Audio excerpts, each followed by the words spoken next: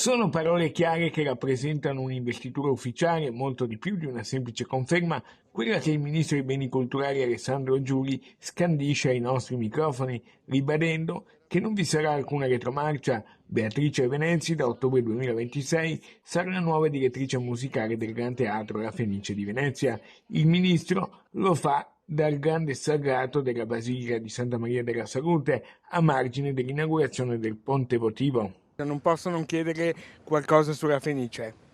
E non posso che ribadire quello che ho già detto, e cioè che Beatrice Venezia è la persona giusta al posto giusto. Il ministro smentisce anche categoricamente le voci di un possibile dirottamento della direttrice nominata verso Trieste. Smentisco recisamente, anche perché le fonti non soltanto sono fidedegne, ma sono totalmente inattendibili e maldicenti. Senta, lei ha sentito Venezia in questi giorni?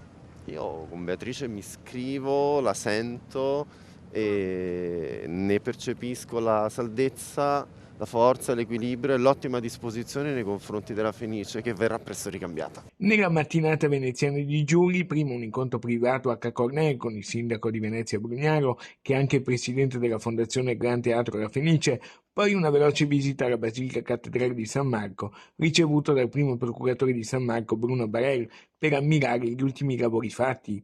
Sullo sfondo, sempre alla Fenice, la spada di Damocle della protesta degli orchestrali contro Venezi, che potrebbe nelle prossime ore mettere a rischio o condizionare pesantemente la clemenza di Tito, prima assoluta della stagione. Come ha ritrovato Venezia in questa giornata importante? Sempre meravigliosa, sempre più luminosa, in una giornata particolare, con un momento di condivisione comunitaria, con la cittadinanza, con il sindaco, con tutte le autorità, molto molto significativo.